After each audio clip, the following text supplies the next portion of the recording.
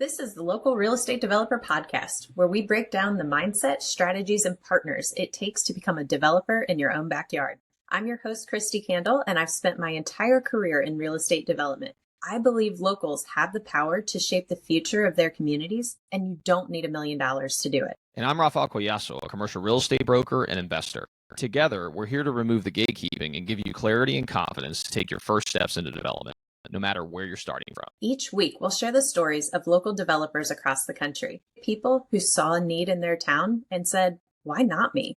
We are here to empower you to build a better future, one project, one street, one community at a time. Welcome to this week's Local Real Estate Developer Podcast. Excited to see you all today. Today, we actually have a phenomenal guest, which I'm going to let my co-host, Kristi, introduce. So, Kristi, good to see you.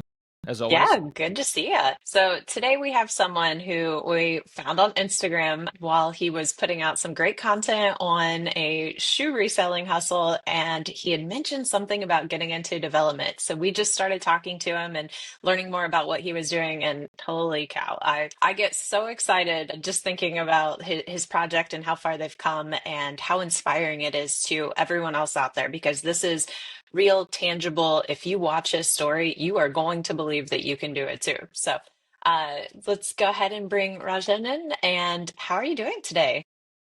I'm great. This is my first podcast ever. Hopefully I can make this a little thing where I go on podcasts, but I'm super excited to talk about the project, talk about our story. I think it's something that people need to hear. Yeah, hopefully this is the first of many podcasts, because like Kristi had sent me your Instagram link a little while ago, and I had a chance to review it, and you guys are some pretty cool stuff. So we're really excited to kind of dive into your all story. So I guess to start off, one of the things we like to ask is tell us a little bit about yourself, kind of a little bit about your background, especially leading up to getting into the real estate space.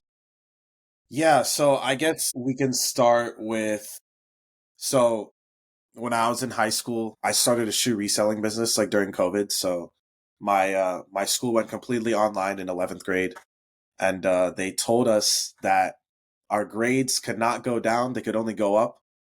And I never went to online school. So basically, what happened is I watched a video by Gary Vee. That is like that's like the one guy I want to meet one day. He's like my idol. Obviously, he's like inspiration for a lot of people. Saw this thing where he went to garage sales and thrift stores and started finding stuff to flip on eBay. And I started doing that, and I got my license, like to drive, obviously, and then started going to thrift stores and eventually niched down on really selling shoes. So my senior year of high school, I niched down on selling shoes. Went to college, went to University of Virginia. I'm originally from Virginia, so 2 hours away from home. And my freshman year, I wasn't reselling shoes. I wasn't doing anything because like we weren't allowed to have a car on campus. And then my sophomore year, I was really bored freshman year, so I was like, sophomore year, I'm going to continue this. And rented out an office unit right next to campus, like 5-minute drive away. So yes, kept selling shoes for the rest of my college years, and really fell in love with that game. It was a thing where every Sunday I'd drive up to Northern Virginia, 2 hours. I'd hit like 8 thrift stores, pick up from my local supplier, and then the last stop was right next to my house. So I saw my mom every weekend for the last 3 years. She'd pack me like a whole cooler of food, and then I'd drive back down to UVA on the same day. But I loved it. And eventually I bought my first investment property using that shoe money on my 21st birthday. So November of 2023, that was my intro to real estate. What made you take that money and go, hey, I want to buy real estate? Yeah, so I had a lot of money like in the stock market. I believe it was my dad that introduced the idea of like, why don't you try to look at this real estate thing? I got super interested in it. Talked to a couple realtors in Northern Virginia. The prices were super high. Got referred to someone next to Charlottesville at UVA. And he's become like a great mentor in my life. He's a real estate agent, but he also owns about, I think, like 8 properties himself. So he was able to teach me to look at properties through an investor's lens. He walked me through a bunch of properties, basically held my hand through the whole process. We found a good deal, closed on it. And I've had we've just had that ever since. I have a property manager for it now, so I don't really like pay attention to it. And yeah, my senior year of college, started making content about shoes. That's what you guys saw originally. And then my high school friend, Renzo, in November of 2024, he came to me with this 2.5 acre land deal in Front Royal, Virginia. And we played high school tennis together. We've known each other at that point for about 6 years. And we were able to reconnect in Austin, Texas, where he worked at a development firm and I worked in Dallas, Texas at JP Morgan. And he basically, when we reconnected there, he was talking to me a lot about development. And I was like, oh, okay. Then I came to the school year. I had stacked enough money where I wanted to do a fix and flip with my roommate. A deal fell through. I was super bummed out. And then Renzo came to me with this land deal. And he was like, yo, you want to go like 50-50 on this? And at this point, I'd known nothing about development. Renzo was like the expert on development. So I kind of just like locked myself in a room for like a day and just like did a lot of research on development. I was kind of just like, screw it. Why don't we do it? This is like what I want to do. And from then on, it's been crazy journey. I think Kristi was there when we still had the land under contract and we were studying it. We hadn't even closed on the land yet. And so we studied the land for about 60 days, did all our tests, soil tests, all this stuff, make sure it's zoned properly, closed on the land in January. And now we blinked and we have our framing up. Kind of crazy. I think I have like 140,000 on Instagram now. Like people just love the story. We'll be getting some insane press, and I don't know if we deserve it yet, but I'm happy that we're getting it. Yeah, that's amazing. I mean, I think what it goes to show is that there's a lot of people out there that want to do something like that. And so by you documenting the process, you're kind of speaking to the people out there that are always thought about doing something that you're doing, but you're actually doing it. There's this guy who's became viral recently. He's sailing from Washington to like Hawaii. I don't remember the guy's name, but he just started out with like no followers, and now he's got like 2 million followers on Instagram because he was documenting him sailing from Washington to Hawaii. He just quit his corporate job and did whatever he did. And so I know exactly who you're talking about. You know what I'm talking about? Yeah. Well, he quit his job and just like, yeah, he's just in a boat now, right? Yeah, well, now he got to Hawaii. I've actually been following along because it was kind of fascinating. I'm just like, wow, this guy's like in the middle of the ocean by himself with his cat, you know. Yeah.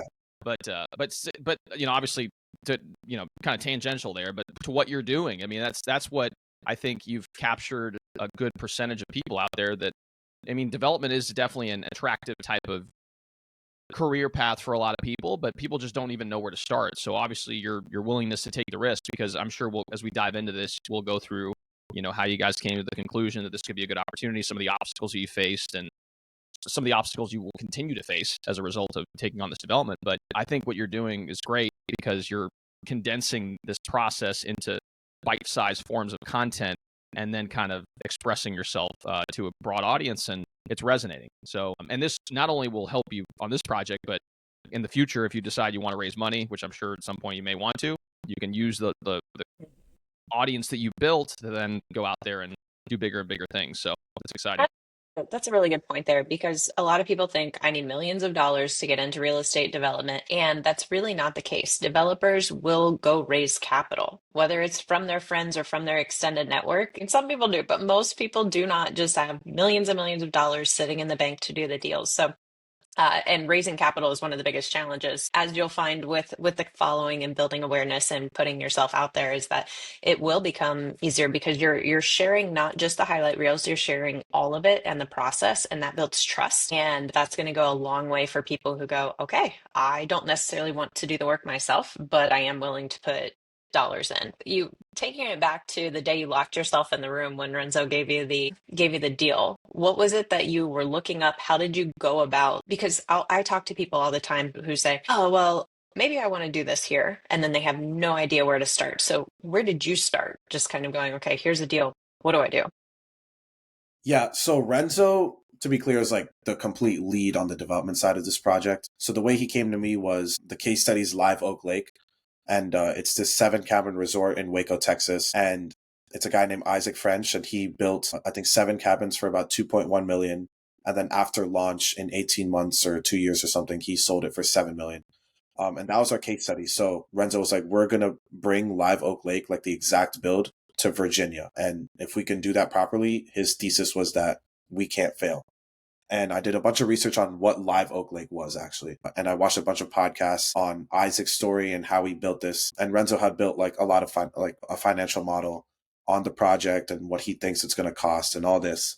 And I did a bunch of deep dive on that. It wasn't more so like the development side. And yes, I did a lot of like research on like development and like contracting and like zoning and stuff like that. But it was more so like, how did Live Oak Lake become the success story it is? It was kind of dissecting that story. basically the story is Isaac had GC'd the project himself and built it, the 7 cabins, super quickly, and built up a social media following to funnel his bookings directly on his own website rather than rely on Airbnb and Vrbo. And that was a huge part of his sale. So at that point, I thought that, Renzo has this amazing skill set of like development that none of us even knew like how good the skill was yet. And he didn't know how good my marketing skill was yet. We just knew that we had enough money to make the first deal happen because I had saved up obviously a lot of money through shoes and I wanted to get into another real estate deal. And Renzo had a lot of money saved up from internships and also stipends from the army. So he was like, I think we can just pool this money together and make it happen. And it was, part of it was calculated, but part of it was also kind of just a blind guess because I was kind of so bummed out that we didn't get the fix and flip deal and I was so set on it. But yeah, I literally, it's almost crazy to think that I like trusted myself more than even like Renzo because we were high school friends, but we'd fallen out of contact and then we reconnected. But it has been, we have worked so well together and he's the lead on it and I defer to him on like all the development stuff. There's no one I would rather do this with. Like, it is insane how good he has been at managing this project and like doing the development stuff as someone who's like never done it before. He saw the vision during the summer, like 2024 summer. He was telling me about development. He was showing me models. Like, he was just nerding out about all this stuff. And in the beginning, I was like, yeah, suit seems super interesting, but like kind of ambitious. I'll probably start with the fix and flip when I go back to UVA. And then he came to me with the deal. I just like saw he just had the vision for it. And I was like, all right, I can get behind this.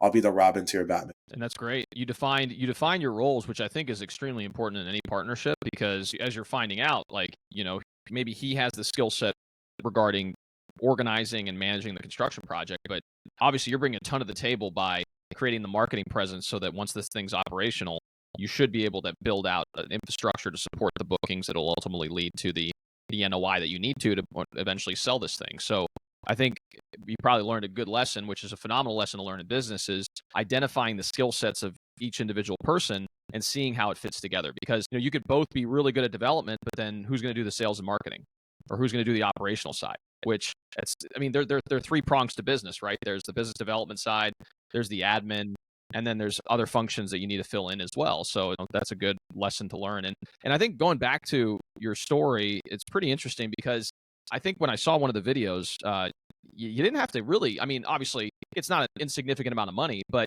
what you purchased the property for is not a significant amount of money when it comes to, commercial real estate projects. Because you hear these stories about, $2 million, $5 million, $50 million, $100 million developments. But could you kind of explain some of the financials of the deal from the start and then how you were able to structure phase 1? Because I know this is going to be a multi-phase project.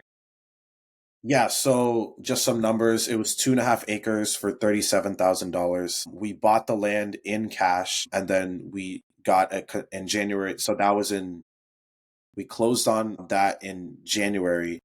And then we shortly after that signed a construction loan using that land purchase as like some initial equity. And then we had to front a little bit more cash. So yeah, that's the numbers so far. So 37 in cash.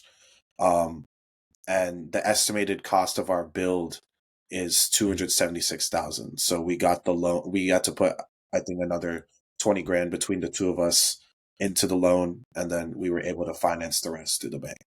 So just Go ahead. Go ahead, Kristi. So just to do the math real quick, just so people understand, $37,000 to buy the property, maybe an additional couple grand for closing costs or whatever. So let's say 20 each, and then you each kicked in another 10. So in total, you're looking at maybe $30,000 of investment each of you to take on this first phase. Wait, I actually got it wrong. Okay, so let me explain in detail. So 37 was the purchase price of the land. We went to the bank and we're like, can we use can we use all of this as equity for the loan? And they're like, no, you can only use 20 grand of it. That's where we're going to appraise it at. So we needed 270 to get to that, we needed 10 more grand of equity. So it was 5 grand between the two of us. Okay. To get to 30, and then we were able to finance the rest through the loan. But so that's what we've put in so far. But also, like, our amenities are going to have to come out of pocket. So the bank won't fund this thing. So Renzo, everything I'm telling you now is what Renzo taught me. So there's this thing called FF&E, furniture, fixtures, and equipment. That is not financed by the bank. So we want to have an outdoor, like a wood-fired sauna, hot tub, and a cold plunge. And also we're potentially looking at adding other amenities. We're not sure yet. That is all going to be out of pocket, and that is not financed by the bank. So we have to account for that down the line as well. But so far, yes, that is the numbers on what we spent. No, but even if, so all in right now, you guys are maybe in 25 each to start. Something like that. Yeah. So again, this just kind of puts it into perspective for people. Excuse me. 25K, as much as it's not an insignificant amount of money, it's very achievable for a lot of people. Yes. I mean, if you work a year or two in your career and you're diligent about saving, you could save up 25 grand. I mean, that is an achievable metric for a lot of people. So I just wanted to kind of clarify that. Kristi, sorry, I didn't want to interrupt. Yeah, I was going to go a little bit further into detail on that construction loan to how did you find the bank? How did you negotiate that? Because I know there was a little back and forth. And what were they able to, how long from the time you found the bank and engaged them to where they actually gave you the construction loan to where you could start putting shovels in the ground? So this was a whole 2.5-month process where it was mainly Renzo who's leading the way. He went to about 10 different banks, pretty much got denied at all of them. We're two college students. Oh my God. When I bought my house, they hated self-employed income.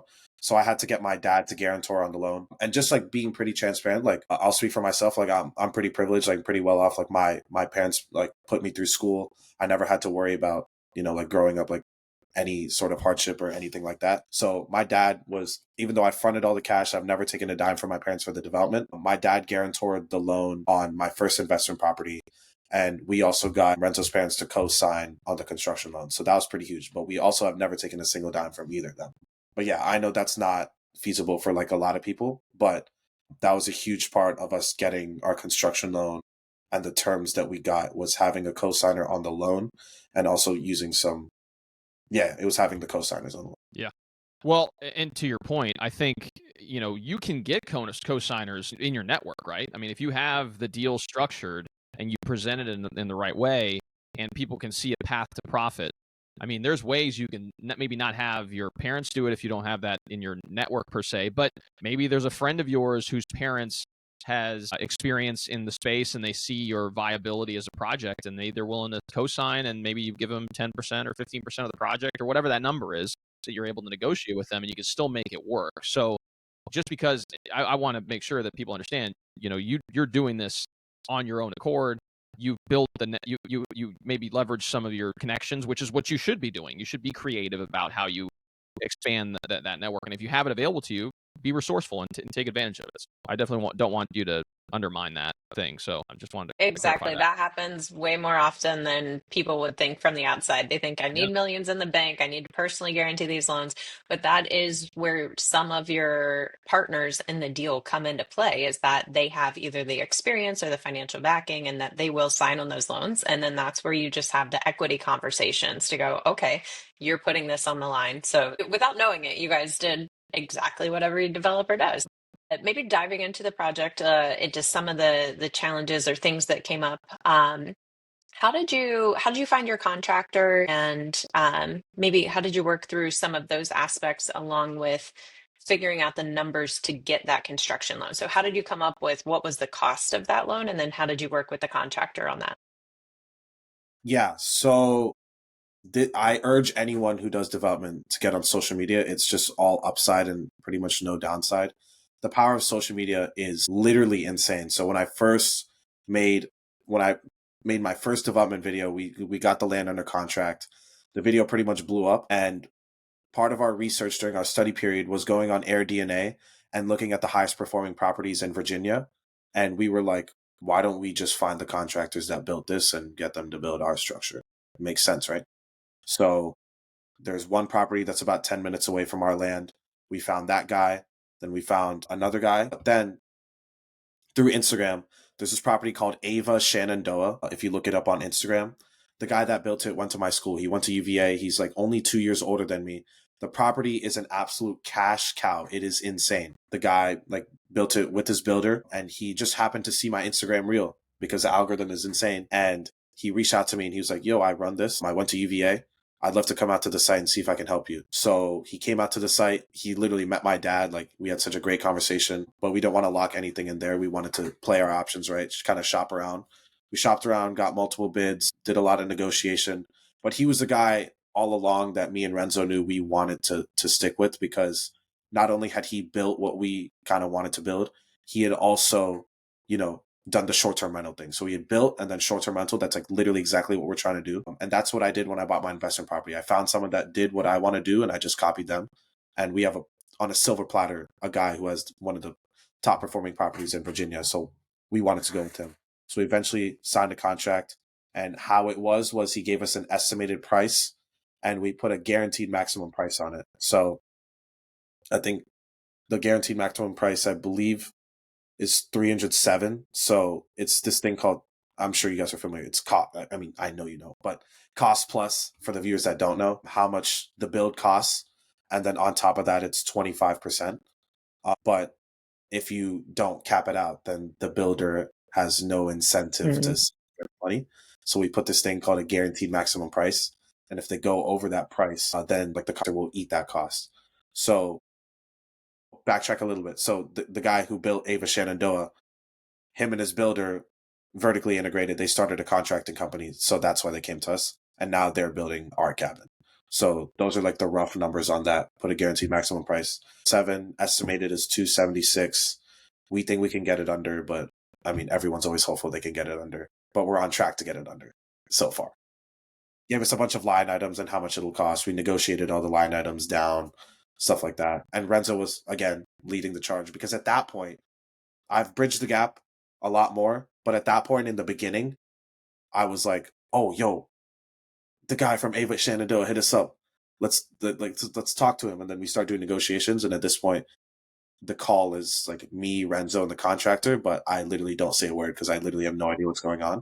And then after the call, I call one of my buddies through social media who's like, bro, like, they were talking about this. Like, can you explain this to me? Explain this to me. And that's like literally how I started picking up, how I started learning about development, is through Renzo and like his negotiations and what he was talking about. And then going to my couple of my friends that I met through social media who know stuff about development and like hammering that down and then coming back. That's awesome. Well, it goes back to the point of leveraging your network, because to your point, I mean, you don't know what you don't know until you do it. So the fact that you're, putting yourself out there is great. So regarding that, so let's say you've kind of engaged with this contractor who is ultimately going to be, is the one who's helping you build the project. Have you guys had any challenges since that signing to kind of make sure the project keeps on track? And what are some of the challenges or maybe obstacles that you faced since then? Yeah, so the tariffs is obviously like it was a huge thing. So windows have been a little bit delayed because of the trade war, and obviously we can't put in certain parts of the house until the windows are installed. So we're trying to do everything.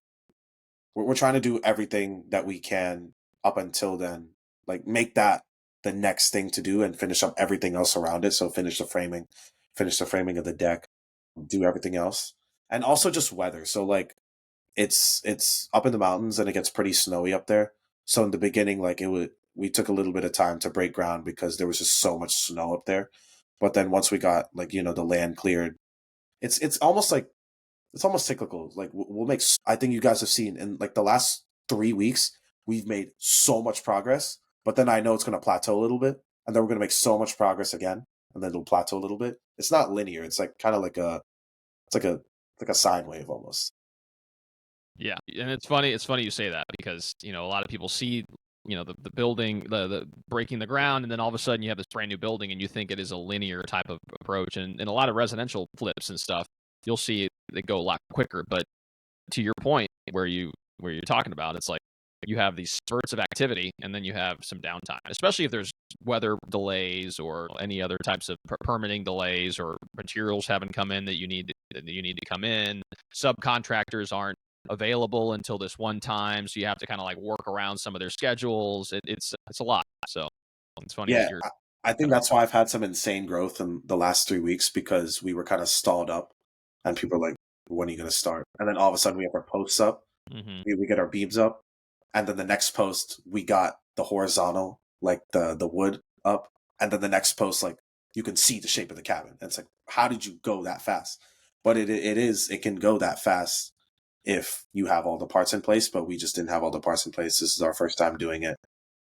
Obviously, some macroeconomic conditions with the tariffs and stuff held us up. But yeah, it's very cyclical. Yeah, but that's just how every project is. There's always going to be something that comes up that you have to navigate, and if it were easy, everyone would do it, as they say.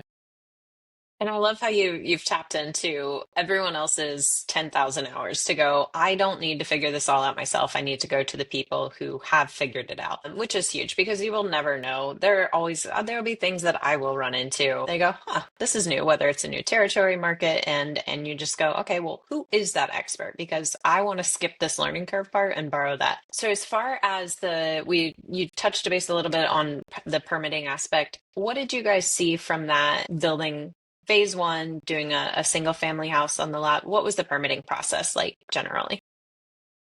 Yeah, so the permits were pulled from our contractors. We had about 7 permits that we had to pull. I can't really remember the names off the top of our head. I know, yeah, I mean, really, he kind of just pulled the permits. I can't really speak to that, but me and Renzo are Renzo's trying to GC the next build himself so we can cut out some costs.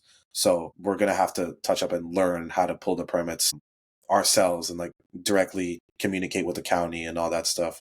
I know there were a couple times when our contractor submitted architecture plans and they sent it back that we needed some revisions. One of them was that I can tell you one. So one of them was that we needed 1,000 square feet minimum requirement to get approved. And our first plan was, I think, about 800 of livable square footage.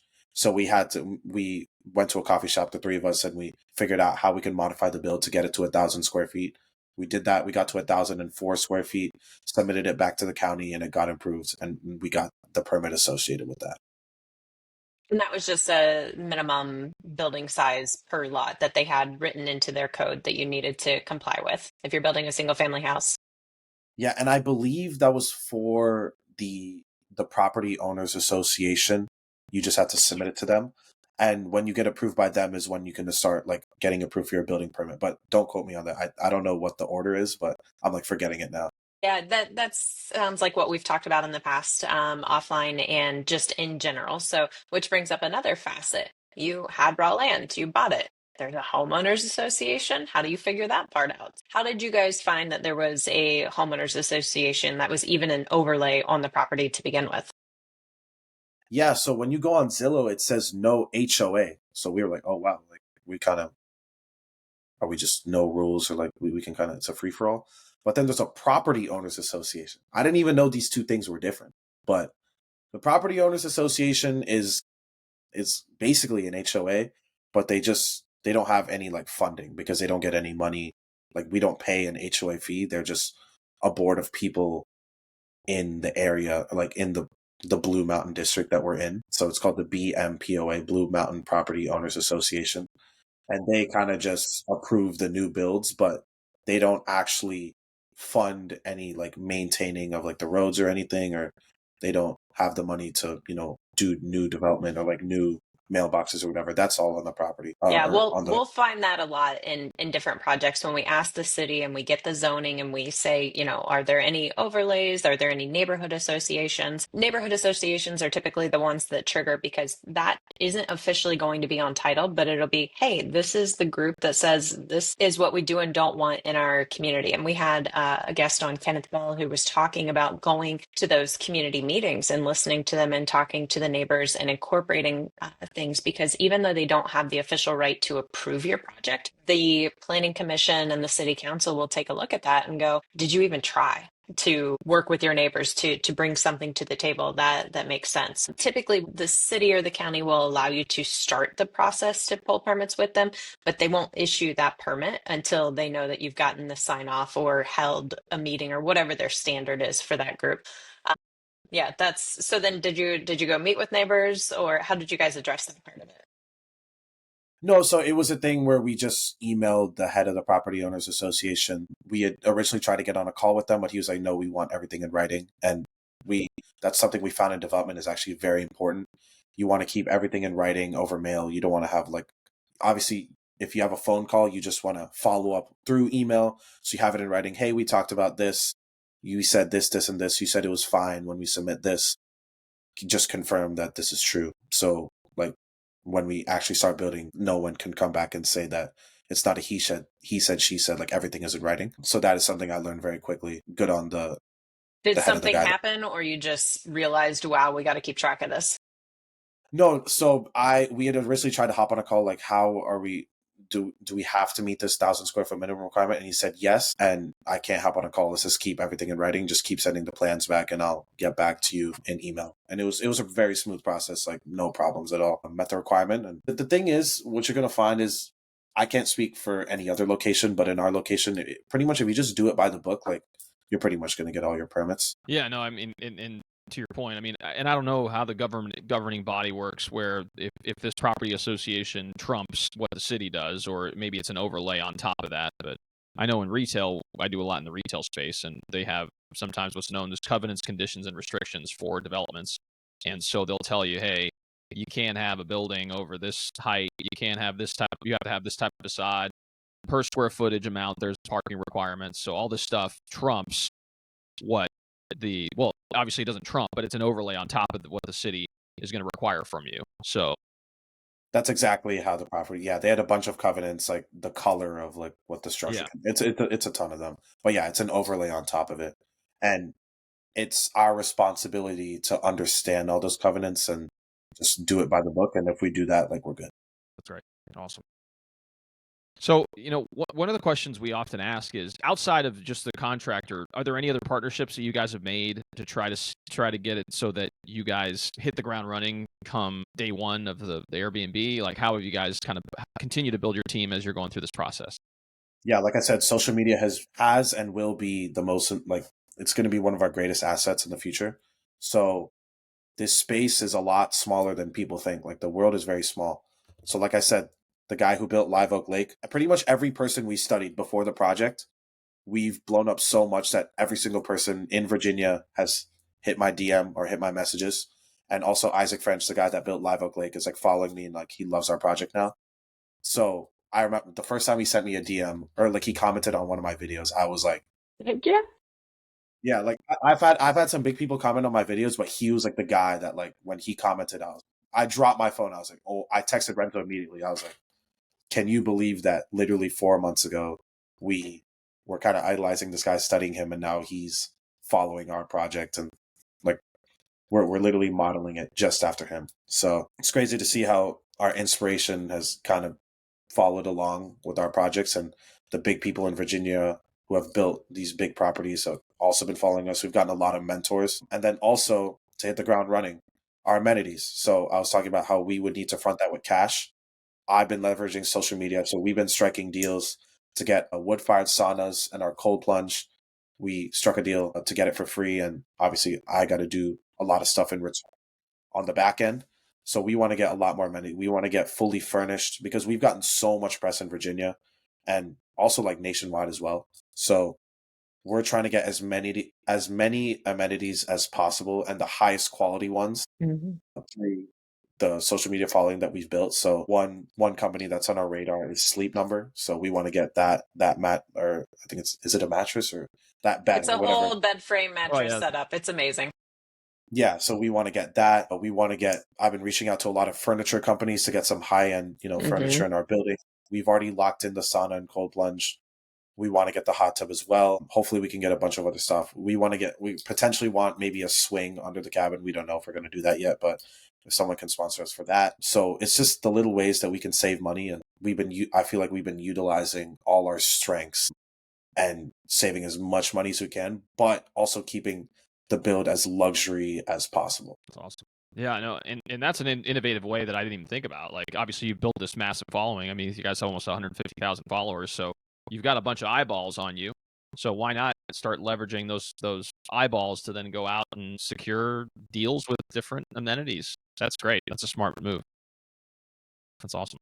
Yeah. I love all facets of this, and this is just phase one of 4 for this one, right? Yeah. So we eventually want to get to 4 builds, and I feel like it's only up from here, because through the marketing, the one thing that's hit with the marketing is the setting. So every time I'm at the site, minimum like 100,000 views, and then people are like, yo, like, can we it's just so many opportunities to connect with people. Like I've been connected with so many big people in the space, learning from them. Like I said, I want to eventually want to get to 10,000 hours studying development, but why not jumpstart my way there by learning from 10 to 15 different people that have already done 20 developments? Exactly. Some crazy calls. Like, And then you're already blowing it up to where people are going to want to come stay there and go, this is the viral place that we stayed at. So they're going to only continue to put fuel on the fire. So all the people who are sponsoring and wanting to have their stuff at your place, that's just going to continue to come and spread out there. And you're making this worth so much more than just a building on a property. You've now created a brand around it. You're going to have the community. So whether you keep it as a cash flowing asset, if you were to sell it, you're just creating this fully comprehensive model that is replicable. And Are you an aspiring real estate developer who wants to get in the game but feels overwhelmed by where to start? What if I personally mentored you, giving you the exact guidance and strategies to complete your first development project without making costly mistakes or needing millions in the bank? Would you take me up on that offer? I'm Kristi Kandel, and I've developed over $450 million in projects across the country. After nearly 20 years in development, I created this mentorship to give you the exact guidance and support I wish I had when I started. Are you next? in other areas, which is really cool. And I think you had said Renzo is going to get his GC license or to try and GC the project for the next one. So you're going to continue to drive costs down now as well. Yeah, and those stories through social media are going to be even crazier because now we can really get the in-depth on, we try to apply for this permit. This is how we're going to iterate on it because let's go back. So yeah, I literally just basically turned down I'm full-time on this now. So in the next 2 months, I want to bridge the knowledge gap between me and Renzo in development. I think if we can become like a two-headed monster, like it would be game over. I think that's like the one gap in our duo right now. It's that I've made all these connections in the development world, but then when I hop on a call with them by myself, it's hard for me to cross-examine properly because I just don't have like the knowledge to like understand like certain things about like materials and stuff like that. And it's kind of like a time crunch because if Renzo can't hop on a call, I have to be on a call and then hang it up, talk to Renzo, is this like, so I can tell you. So we had a call pricing our septic. We're about to install our septic. And Renzo is in Japan right now, and he's like, "Can you take this call?" And I was like, "Okay, yeah. This is like the first step. This is like the first couple of days of me finally like managing the development on my own without him, and let me try it." I'm on the call, and I hear the price for the septic, and I'm like, "I have no idea actually if this is a good price or not." So in the call, luckily he answered me. I said the X price, and he was like, "That's good. Let's jump on it." And then during like I'm texting him while I'm on the phone with the guy. I'm like trying to stall him for a little bit. And then I was like, "Oh yeah, that's good. I'll give you the green light on that." So it's just those little things, understanding what prices are fair. Is someone trying to get like Renzo knew in a lot of these negotiations, he knew very quickly, oh, they're trying to pull a fast one on us. We can negotiate them down real fast. And that's something I just don't have the experience in because I never worked at a development firm. And Renzo studied this I think for the last 2 years religiously. Yeah, and that's just a function of experience. So, I mean, you will gain the experience. And the fact that you're willing to put in the extra time to get out there and try to find those resources. And, obviously, Kristi's got a significant amount of experience in the space. So I know you guys have been connected for a while, so I'm sure there's value being exchanged there as well. So I'm sure it's going to benefit you in the long run. So, after having gone through this experience thus far, I mean, you guys still are well on your way to getting the first project done.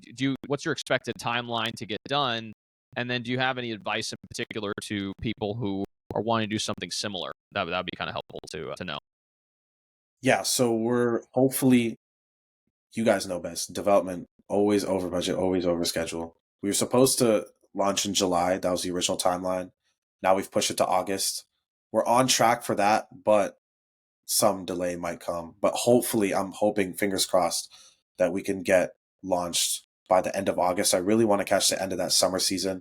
I think that'd be great practice for us. I think it's easier to manage the property in the summer than it is in the winter because it's a little bit more communication. It gets a little snowy up there. Got to communicate more with guests. Be like, You need 4-wheel drive to get up there, stuff like that. I think we can really get good practice doing it in the summer first, and obviously charge a higher rate because I think there's going to be a little bit more demand during that summertime. End of August is our hopeful start date. We'll see if we can make that happen. In terms of advice, I hate giving advice because I really haven't done it yet. But I will say, like I said before, if you're doing this type of like unique development, like there's no downside to being on social media. Like there's no downside. Learn, like I record on my iPhone and I edit on my iPhone and I release the videos on my iPhone. I've never bought a professional camera. I edit on this app called CapCut. It's free. Like anyone can learn what I'm doing. I have no fancy equipment. I have a pretty good mic. That's it. I have a $10 tripod and I just go around there and I just switch angles. It's all a psychology game. And I think if people can master the marketing of the development, like it could increase the value tenfold. But I don't know, like we have all this following and I think we're going to book out crazy. I think we have a great strategy, but I won't know for sure if it works until we actually release and that calendar gets booked up. So right now, this is all theory. I think it's going to work, but who knows? Like business, like the market doesn't lie. That is every development project ever. I'm pretty sure I've done all the studying, the research. I've figured out I think this is what the community needs. So and sometimes you just got to try it and see. So with that in mind, and we talk a lot about community-driven development and impact. Can you maybe speak a little to what that means to you for the area, but potentially even with your social media audience and helping the community of people watching you go, hey, this is possible. Maybe someone like me could do this. Yeah, let me talk to like the people and like belief first. I cannot express the amount of DMs that I've gotten from college students who are like, how did you do this in college? And I tell them I'm literally no smarter than you. What I did for 5 years was I went to a thrift store. I saw if a shoe was less valuable than what it was on eBay. And then I cleaned the shoe. I pictured the shoe and then I sold it. And then when I made enough of those sales, I went out and I did this. Like just because you're in college, it's not stopping you from doing something like this. And that's a huge reason why I've gotten a big following. It's that not only am I doing this like kind of pretty cool development in my eyes, but I was doing it as a college student. And we kicked off the process when we were in college and I still had to do my exams. Not that I did well or anything, but I still had to graduate from UVA and do all this. And that's the reason. I think it's just a belief. When someone sees that someone else can do it, like me, like I'm literally no smarter than anyone else. You don't need to wait till you graduate. You don't need to wait till a lot of my friends, they're going into the highest paying banking jobs and consulting jobs. And they're like, yo, in 2 years when I have enough money, I'll do something like this. I'm like, you could literally do it right now. Like you could literally do it right now while you're working. I know a lot of the guys in banking are getting slaved away, but you consulting guys, like you can do this project like right now because there's a learning curve.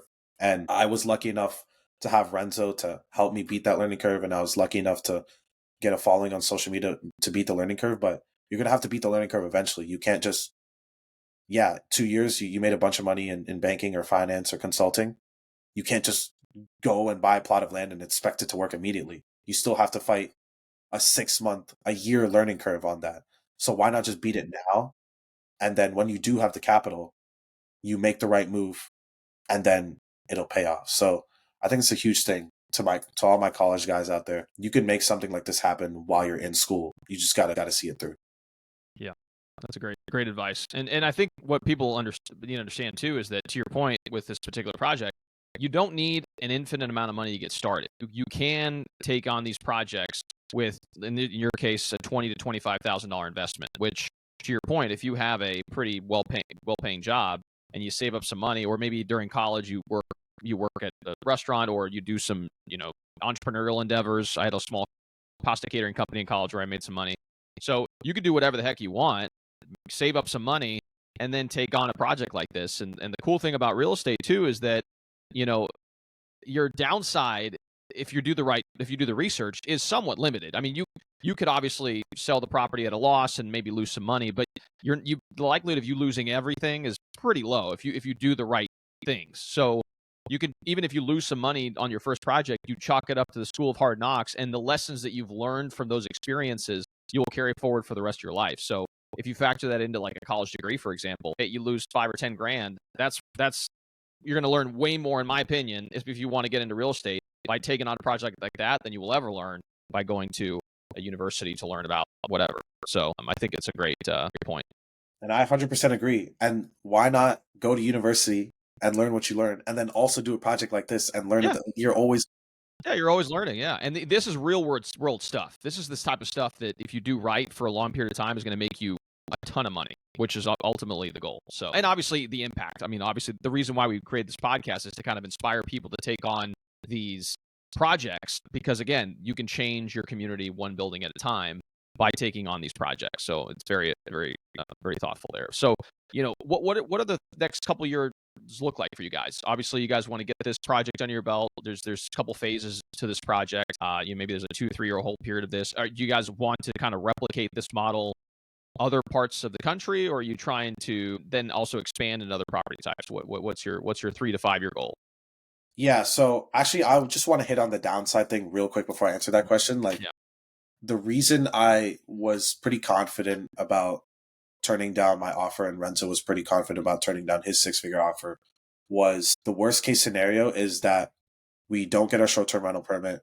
We have to sell the property at a loss. But after all that, we've built an insane personal brand, built so much trust with people, and that will give people the confidence to potentially raise money and go do the same thing somewhere else. So that is the worst case scenario. And then the best case scenario is we get the permit and we absolutely kill it, and then we exit.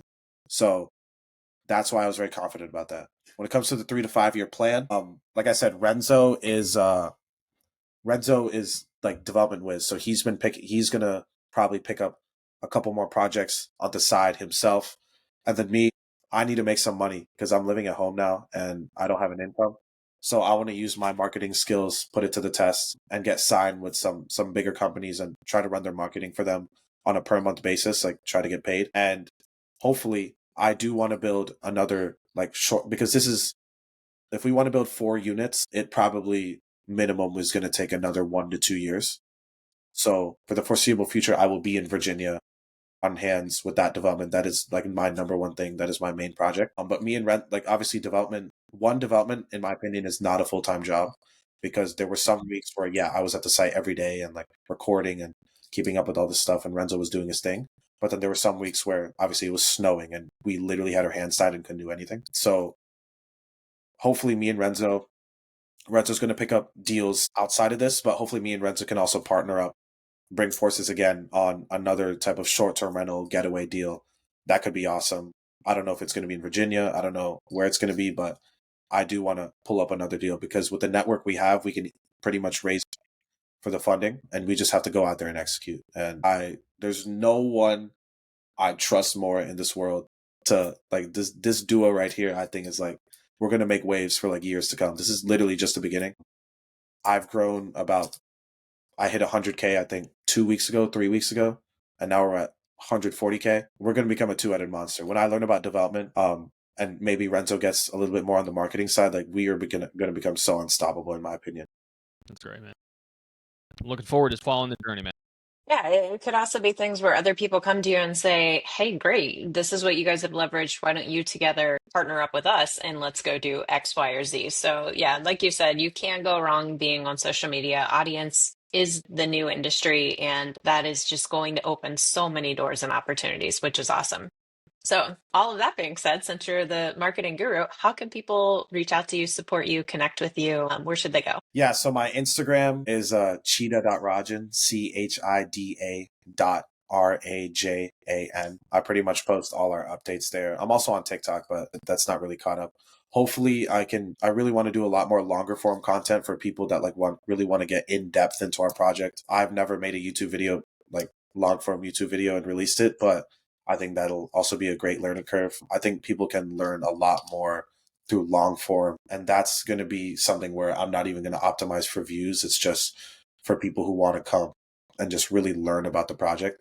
And I think that's where we can really build the trust and build a real community, because we have a big community right now, but I don't know how deep it is, as in I don't know how well I'm resonating with the audience, because max I've posted is a 90-second video. How Obviously, I've posted like about 100 of them, but how deep can you really go in 90 seconds? If I can post a 10-minute video explaining my day about what I did with this development, I think people are really going to resonate with that and like have an actual connection to our stories. Hopefully, we can start long form content. Yeah. No, and you'll find that, the short form feeds into the long form, and then it'll ultimately help build that audience that you're looking for. I would encourage you. Obviously, there's a lot of developers. Kristi's a phenomenal one that she's been doing a lot of really cool stuff. I've gotten connected with Tyler Cobble. I don't know if you know him, but he's a great developer out of Nashville. I would highly encourage you to look him up. He's got some really cool videos as well, and he does a lot of long form stuff, and he does all types of developments: hotel, retail. He's done office conversions, and he's probably 29, 30, so he's a young guy. That's sick. Well, Rajan, it was really nice to be able to speak with you. Really excited to continue to follow along with your journey. Like I said, it is a cool project, and I'm really interested to see how it plays out. And I'm sure at some point you're going to do more of the full financial analysis of once your project's up and running, and it's been running for maybe a year. I'm sure at some point you may decide, okay, well, this is how it all played out. So I'm looking forward to seeing how that looks at that point in time. Thanks again, really so much for stopping by the podcast. We'll go ahead and include all the show notes. We're going to include all the social handles, so please go ahead and follow him. It's going to be exciting to follow along with this journey. Along with that, guys, if you guys are listening to this podcast, we would greatly appreciate if you could leave a 5-star review. It makes a huge impact in our ability to reach a broader audience, and we obviously greatly appreciate the support. So thanks again so much for tuning in, and we'll see you all next time.